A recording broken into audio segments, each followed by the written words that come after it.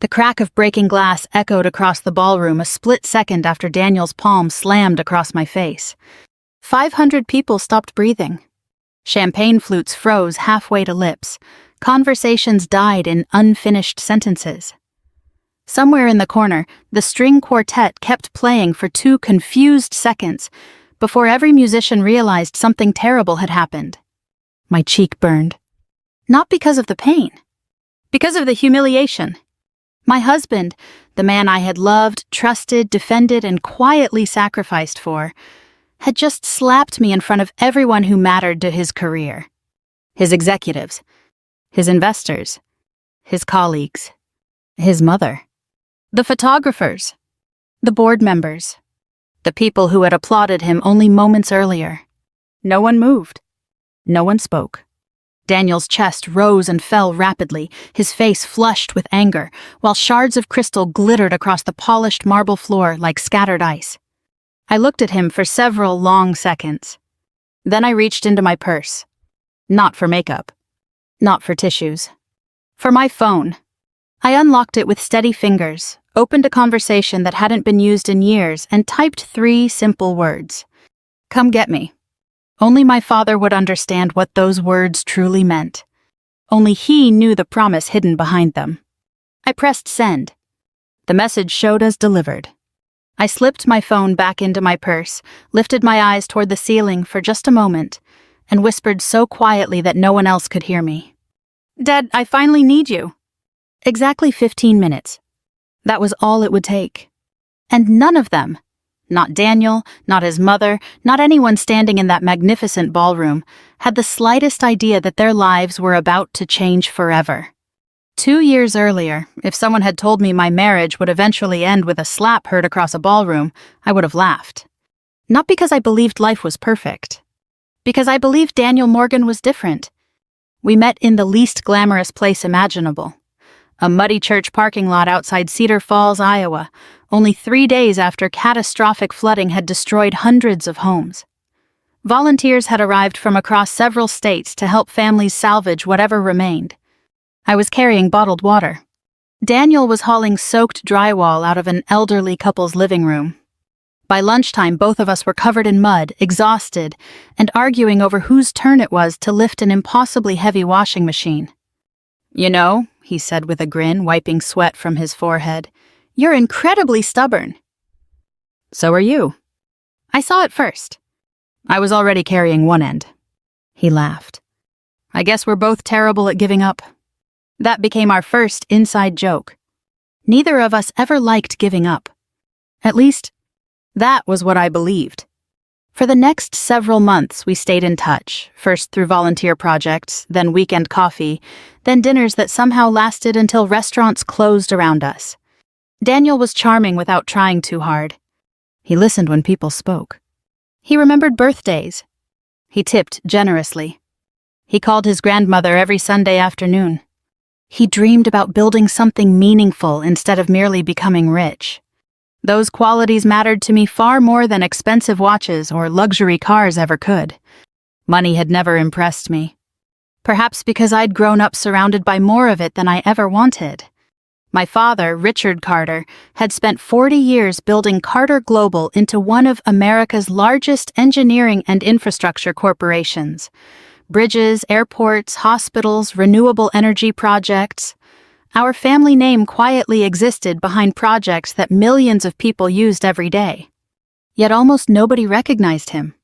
That was exactly how he preferred it. Dad refused magazine covers. He declined television interviews. He wore ordinary suits purchased from the same local tailor he'd used for 25 years. He drove himself whenever possible. If strangers met him at a grocery store, they'd assume he was a retired accountant instead of a billionaire. Growing up, he constantly reminded me of one lesson. Wealth should solve problems, Hannah. It should never become your personality. My mother had passed away when I was 14, so Dad raised me alone after that. Despite every board meeting and international flight, he somehow never missed piano recitals, school plays, or birthdays. He protected me without smothering me. Trusted me without controlling me. So when I started dating Daniel seriously, I made a decision that surprised even myself. I wouldn't tell him who my family was. Not at first. I'd seen too many people change the moment they learned my last name. Some became intimidated. Others became overly eager. A few became calculating. I wanted someone who looked at Hannah first, not Carter. 2 wonderful years passed before Daniel proposed. He chose a quiet hiking trail overlooking a lake in northern Minnesota, where autumn leaves painted the shoreline gold and crimson. There were no photographers hiding behind trees, no orchestra, no elaborate surprises. Just a small velvet ring box, his nervous smile, and one simple question. "Hannah, will you marry me?" I said yes before he finished asking. 3 weeks later, I finally told him everything. He sat silently in my apartment for almost 5 full minutes after hearing my family's story. "Richard Carter," he finally whispered. "Your father is that Richard Carter?" I nodded. "I'm sorry I didn't tell you sooner." "No," he shook his head slowly. "I understand why." Then another thought crossed his face. My career. "What about it?" "If people find out, they'll think every promotion I ever earned came from your father." I reached across the table and took his hand. "Then no one has to know." He stared at me. "You'd really keep it private?" "I don't want our marriage built on my family's name." He squeezed my fingers. "I love you even more for saying that." Before the wedding, Dad invited Daniel to lunch.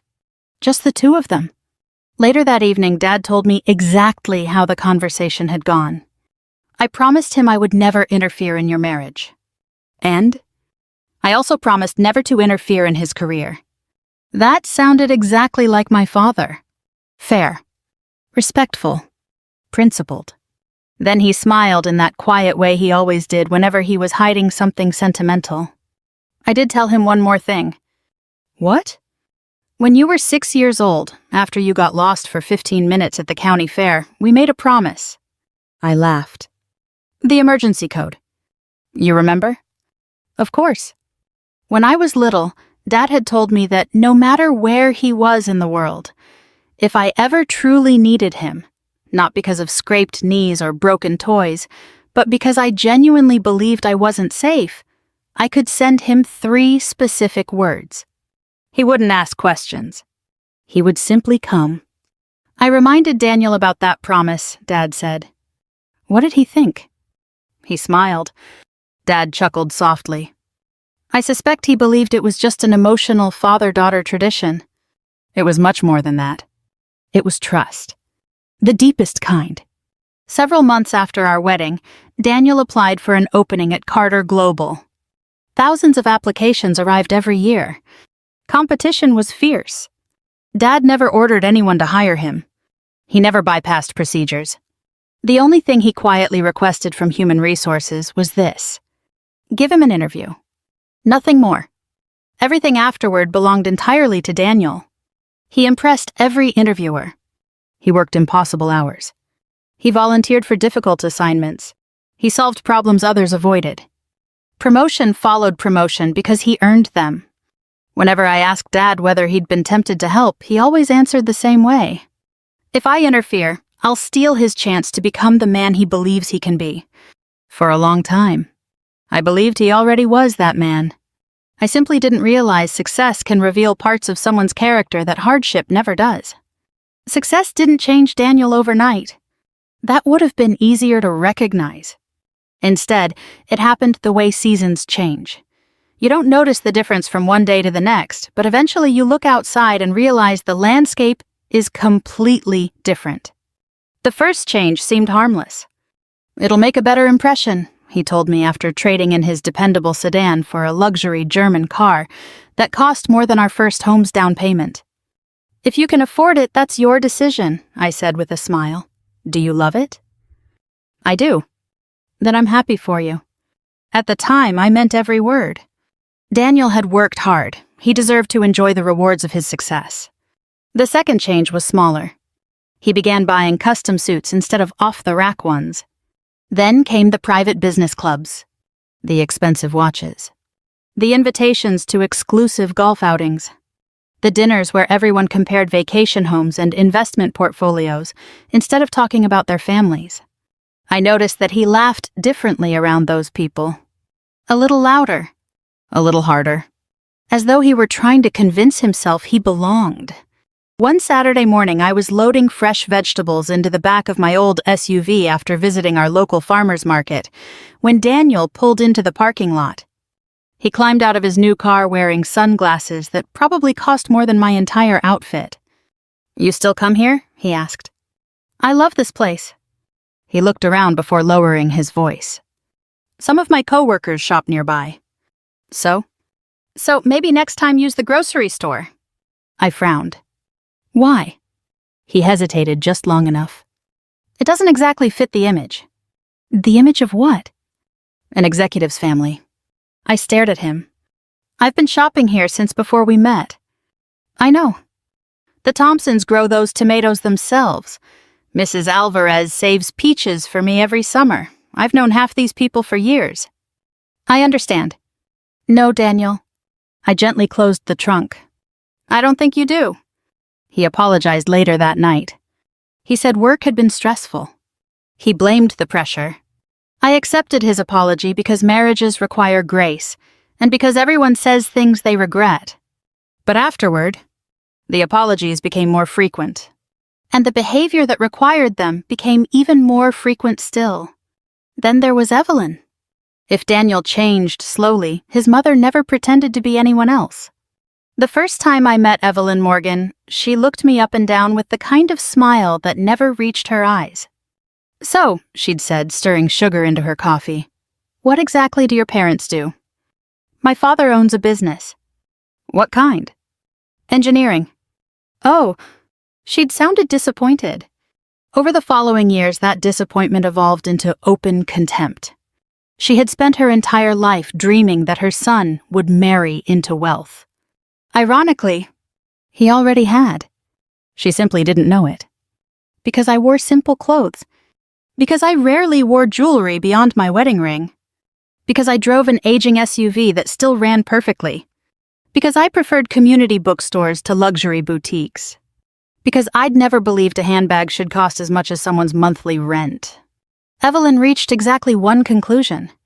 I must have trapped her successful son. Family dinners became exercises in patience. "Daniel always had such a bright future," she'd say while passing mashed potatoes. "He could have married anyone." Another time she smiled sweetly before adding, "Girls from little towns know exactly how to find ambitious men." I wasn't even from a small town. She'd simply decided I was. One Thanksgiving, after complimenting the turkey I'd spent 6 hours preparing, she announced loudly enough for everyone at the table to hear, "Well, at least Hannah contributes something. Cooking is probably more useful to her than earning money." The room fell awkwardly quiet. Daniel chuckled. Not because he thought it was funny, because challenging his mother made him uncomfortable. He caught my eye and gave me that familiar look. "Please don't respond. Please keep the peace."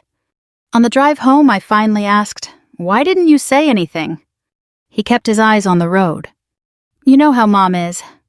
"That's not an answer. If I argue with her, she'll only make things worse." So instead, I turned toward the window. "You let her make things worse for me." He sighed. "I wish you'd stop taking everything so personally." I almost laughed. What exactly was impersonal about being called a gold digger in your own dining room? The emotional distance between us grew in ways that outsiders probably never noticed. He began correcting me in public. Not about important things. Little things. The pronunciation of a wine label. The date of a vacation we'd taken. A story I'd already told. "You remembered that wrong. You left out the important part." "No, Hannah, that's not what happened." Eventually, I started questioning my own memory. Then came the jokes. If Hannah ever balanced the checkbook, we'd probably be bankrupt. Everyone laughed. I smiled politely. I'd actually handled our finances since we'd married. At another dinner, he wrapped an arm around my shoulders and said, "She keeps me humble because she still thinks coupons are exciting." "I do think saving money is exciting," I replied. His colleagues laughed again. Daniel smiled as though I'd just confirmed the punchline. The drive home was silent. I watched streetlights slide across the windshield while wondering when I had become the supporting character in my own marriage. Finally, I said, "Can we talk?" "We're talking." "No." I faced him. "I mean, really talk."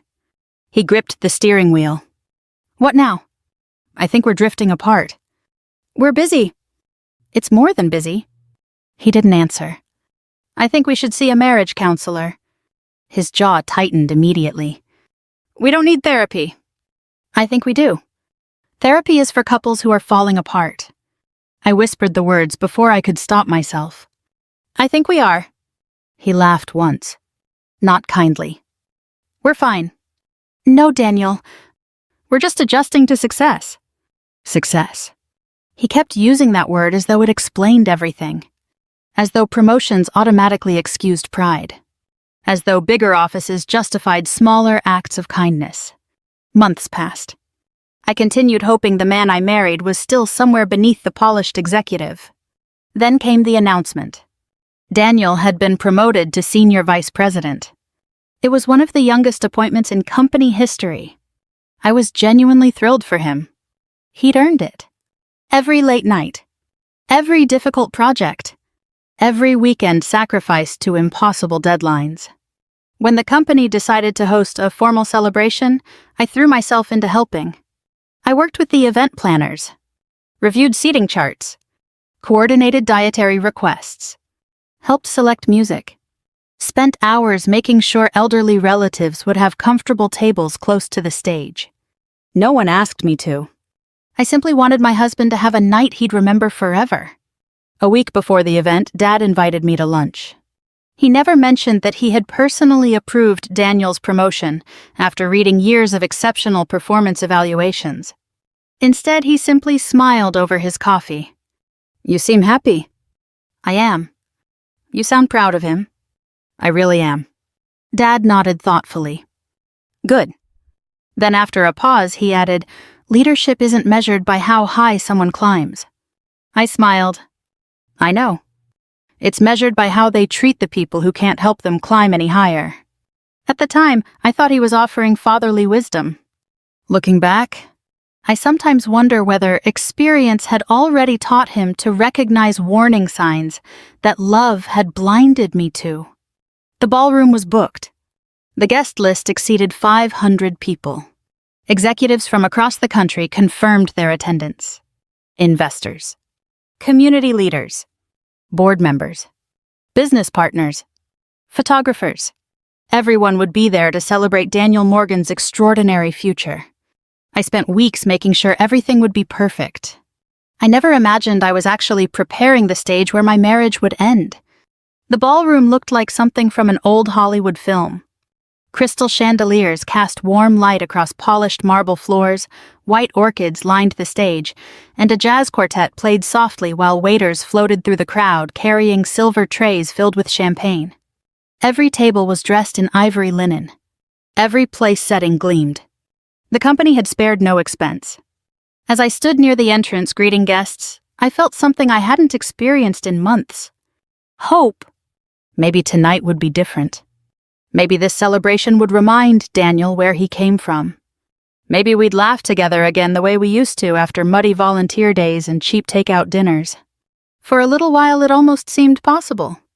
Daniel looked handsome in his tailored navy tuxedo, and when he crossed the room greeting colleagues, I could still recognize flashes of the man I'd fallen in love with. He hugged old mentors. He thanked assistants by name. He complimented the catering staff. Watching him, I caught myself smiling. Perhaps I'd been worrying too much. Perhaps success had simply demanded more of him than either of us expected. As the evening officially began, the company's CEO stepped onto the stage. "Ladies and gentlemen," he announced, "tonight we celebrate exceptional leadership, remarkable dedication, and one of the brightest executives our company has ever developed." The room erupted into applause. Daniel accepted the standing ovation with practiced confidence. He thanked the board. He thanked his department. He thanked his mentors. He thanked his team. He thanked every executive who had supported his journey. Then he thanked his mother. The cameras turned toward Evelyn as she dabbed imaginary tears from her eyes. She stood proudly while guests applauded again. I waited. Surely my name would come next. We had been married for 5 years. I'd spent countless nights eating dinner alone because he was working late. I'd celebrated every victory, encouraged every setback, helped organize this very event. Instead, Daniel smiled toward the audience. And finally, he said, "Thank you to everyone who believed in me." That was it. No Hannah, not even once. A tiny ache settled somewhere behind my ribs. It wasn't the public recognition I cared about. It was what the omission revealed. Somewhere along the way, I had become invisible. Still, when he stepped off the stage, I embraced him. "I'm proud of you." He kissed my forehead absent-mindedly. "Thanks." Then someone from the board called his name. He walked away before I finished smiling. The ballroom gradually relaxed into conversation. Champagne flowed. Music resumed. Clusters of guests laughed together while photographers captured candid moments. I wandered toward one of the refreshment tables, grateful for a quiet minute. That was when Evelyn appeared. She was wearing an emerald green gown, diamonds around her neck, and the expression of someone preparing for a performance. Several wives of senior executives stood nearby. A handful of investors. 2 local politicians. Enough people to guarantee an audience. She smiled sweetly. "Hannah." "Good evening, Evelyn. You've certainly done well for yourself." I recognized the tone immediately. So has Daniel. Oh, Daniel earned everything he has. She looked around dramatically. I still can't quite figure out how a country girl convinced my son to marry her. A few people exchanged uncomfortable glances. Someone chuckled nervously. I inhaled slowly. "I'm not from the country." "No?" She tilted her head. "Well, you certainly dress like you are." Another strained laugh drifted through the group. One woman quietly looked away. A gentleman pretending to study his drink suddenly found it fascinating. I decided to end the conversation gracefully. "If you'll excuse me—" "Oh, don't be so sensitive." Evelyn reached out and lightly touched my arm. "I was only complimenting Daniel." She turned toward the guests. "My son has always been generous." Then she looked directly at me. "You've been living off his success for years." The words hung in the air. Sharp. Deliberate. Cruel. For years I had swallowed comments exactly like that. Family dinners. Holiday gatherings. Birthday parties. I had remained silent because I loved Daniel. Because I believed peace mattered. Because I hoped kindness would eventually soften bitterness. Standing in that ballroom, something inside me quietly changed. Not dramatically. Not angrily. Simply, enough. I smiled politely. Actually, my voice remained calm. I've never needed Daniel's money. The nearby conversations began fading. People sensed something was happening. Evelyn laughed. A loud theatrical laugh. "Oh, really?" She folded her arms. "Then where exactly did a nobody like you come from?" I met her eyes. "My background isn't really the point." "No, dear." She took one slow step closer. "It absolutely is." Her smile hardened. "You trapped my son." "I did no such thing." "You knew he'd become successful." "I met him when neither of us had much." She scoffed. Convenient story. A circle had quietly formed around us. No one intended to stare. Yet everyone was staring. I noticed several executives looking distinctly uncomfortable. One older woman whispered something to her husband. Across the room, Daniel finally noticed the growing crowd and began walking toward us. Relief washed over me. Finally, he would stop this.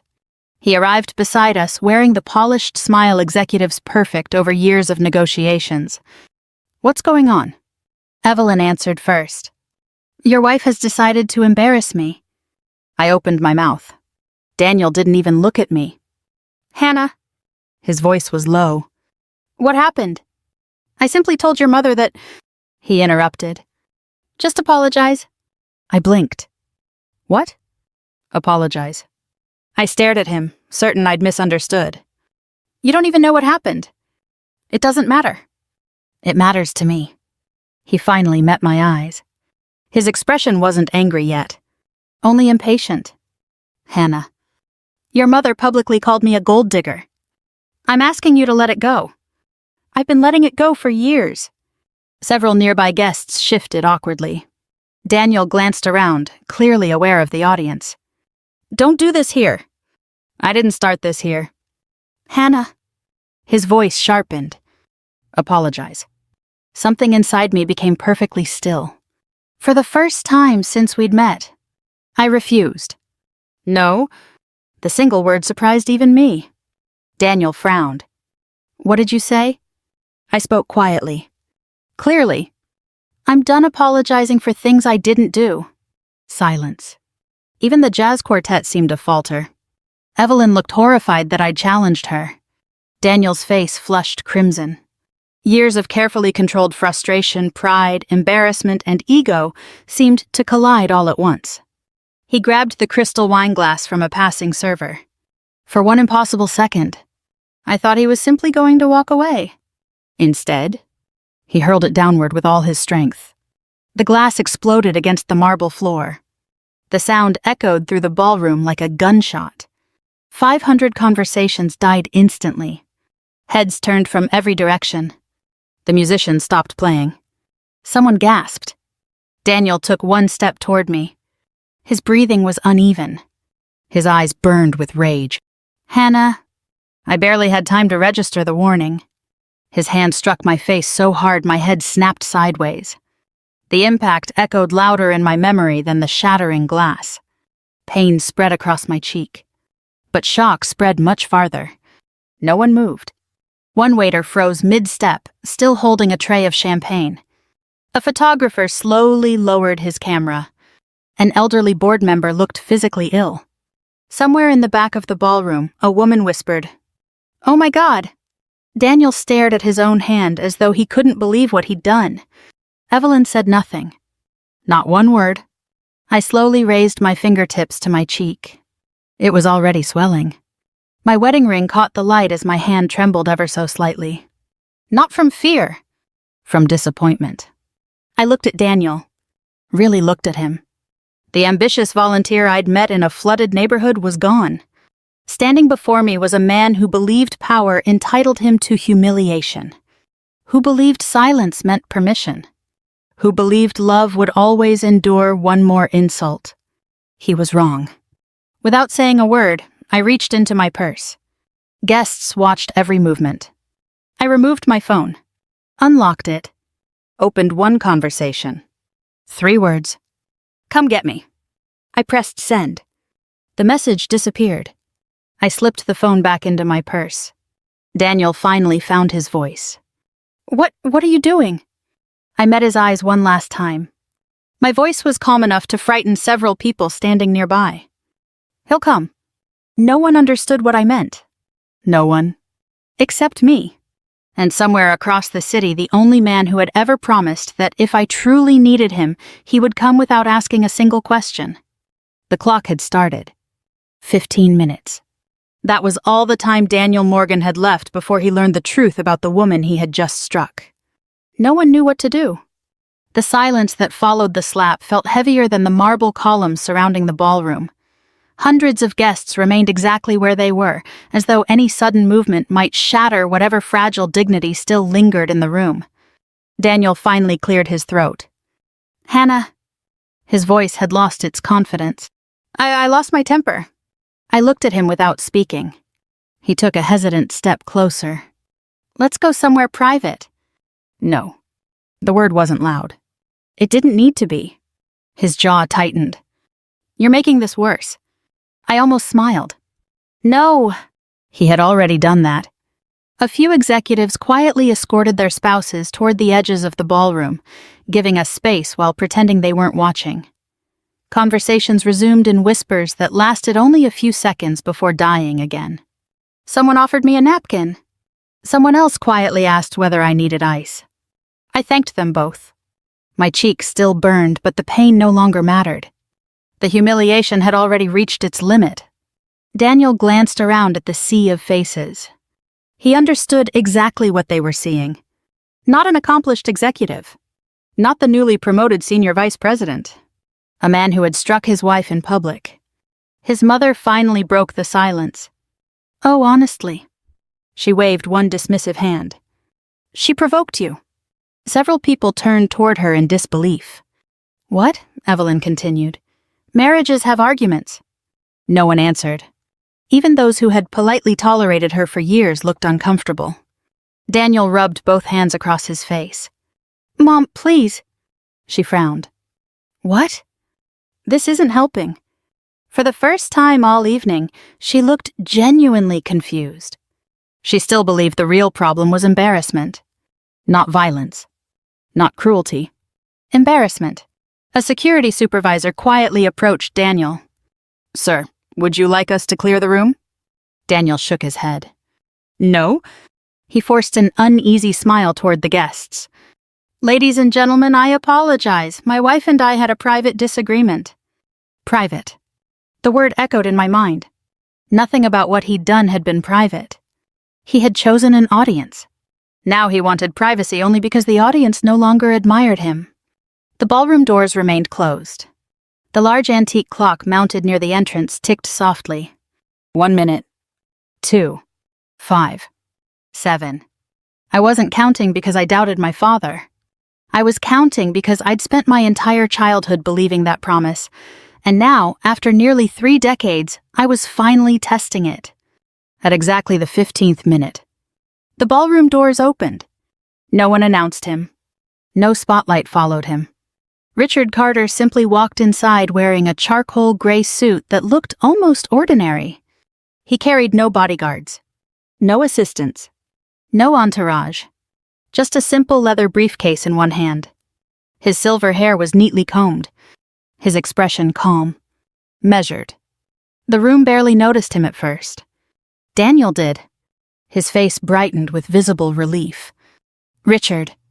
He hurried forward. I'm so glad you're here. He reached out to shake my father's hand. Dad never even slowed his pace.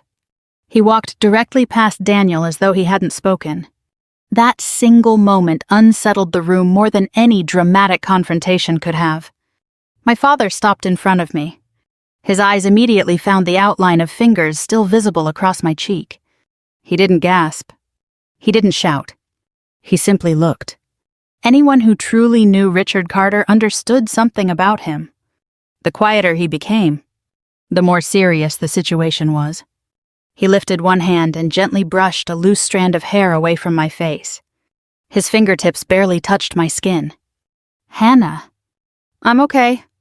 He looked into my eyes. No. His voice was almost a whisper. You're pretending to be. For just 1 second. I was 6 years old again. The little girl who believed her father could fix anything. He studied the mark on my face once more. Then he asked the only question that mattered. Did he do this? I nodded. I did. No tears. No trembling. Just the truth. Dad closed his eyes briefly. When he opened them again, every trace of softness had disappeared. He turned around slowly. Daniel stepped forward immediately. Richard, I can explain. Dad looked at him. I imagine you can. It wasn't... You struck my daughter. It was a mistake. No. Dad's voice remained perfectly level. A mistake is sending an email to the wrong person. He paused. Violence is a decision. No one breathed. The CEO had been standing near the stage throughout the confrontation. The moment he saw Richard turn, he hurried forward. Then something happened that almost no one in the ballroom expected. The CEO stopped 3 feet away, straightened his jacket, and extended both hands respectfully. Good evening, Mr. Chairman. The words seemed to freeze in the air. Mr. Chairman. Several senior executives immediately stood straighter. Board members who had been seated quietly rose to their feet almost in unison. One vice president instinctively stepped aside, creating a clear path.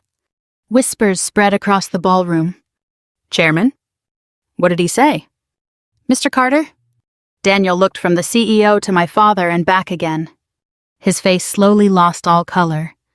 The CEO turned toward the crowd. His voice carried effortlessly across the silent ballroom. Ladies and gentlemen, He smiled politely. I don't believe everyone has had the privilege of meeting our founder and executive chairman. He gestured respectfully toward my father. Richard Carter. If silence could become physical, it would have felt exactly like that moment. One investor actually removed his glasses as though clearer vision might somehow change what he'd heard. A woman covered her mouth. Several younger managers stared openly. Evelyn blinked twice, then 3 times. She laughed nervously. No. She looked at Daniel. No, that's impossible. Daniel wasn't listening. He couldn't. His entire world had begun collapsing around him. His lips moved without producing words. Finally, he whispered, Chairman. Dad looked at him with neither satisfaction nor anger. Only disappointment. I gave you my word before your wedding. Daniel swallowed. I remember. I told you I would never interfere in your marriage. You didn't. I also promised I would never interfere in your career.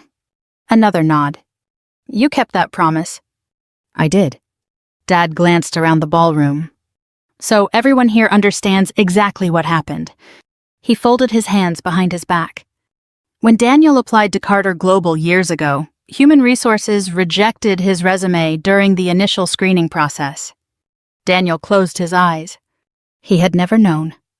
I asked them to reconsider. Dad continued. I gave one instruction. His voice remained steady. Interview him. Nothing more. I did not hire him. I did not promote him. I did not assign him projects. I opened one door. He looked directly at Daniel. You walked through it yourself. Several executives exchanged quiet looks. They knew exactly how unusual that level of restraint was. Dad continued. Every promotion afterward reflected your work. He nodded once. You earned them. Daniel's shoulders slumped. I was proud of that. So was I. Dad's next sentence landed with devastating calm. When your promotion to senior vice president came before the executive committee, I reviewed every evaluation personally. He looked toward the audience.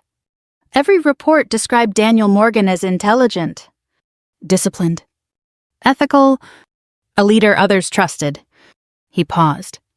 I approved the recommendation because I believed those evaluations reflected his character. His eyes returned to Daniel. Tonight, you proved every one of us wrong. No one applauded. No one moved. The truth required no decoration. Dad slowly turned toward Evelyn. She looked suddenly much older. You've spent years calling my daughter a gold digger. Evelyn's mouth opened. Nothing came out. My daughter hid her family name because she didn't want your son spending his life under my shadow. Another pause.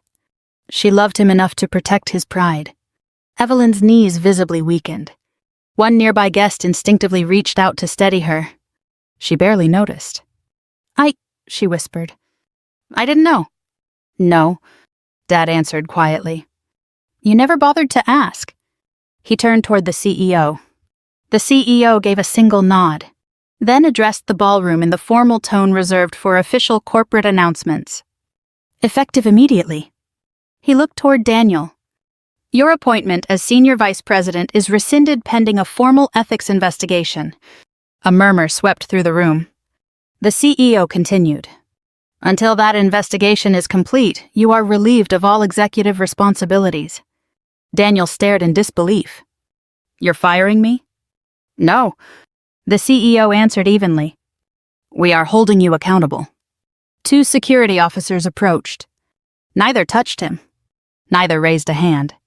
One simply said, Mr. Morgan, please come with us. Daniel looked desperately toward me, then toward Dad. Finally, he lowered his head. Without another word, he walked away. The ballroom remained silent as the doors closed behind him. No shouting. No revenge-filled speech.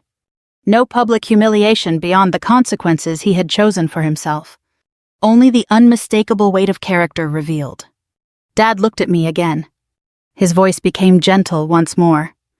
Come home, sweetheart. For the first time all evening, I allowed myself to believe that home wasn't a place. It was the people who never asked me to endure cruelty just to keep the peace. The video reached the internet before sunrise. In a ballroom filled with more than 500 executives, investors, elected officials, and guests, dozens of phones had quietly recorded what happened. By the next morning, clips of Daniel throwing the wine glass, striking me across the face, and then watching in stunned silence as Richard Carter was introduced as the company's founder and executive chairman, had spread across news programs and social media. People argued about the business consequences. They debated corporate leadership. They discussed privilege and accountability. Very few disagreed about one thing. A man who hit his wife in public had probably done far worse behind closed doors. The company's investigation moved quickly. Not because my father demanded it. He never did. In fact, he formally removed himself from every discussion involving Daniel's employment.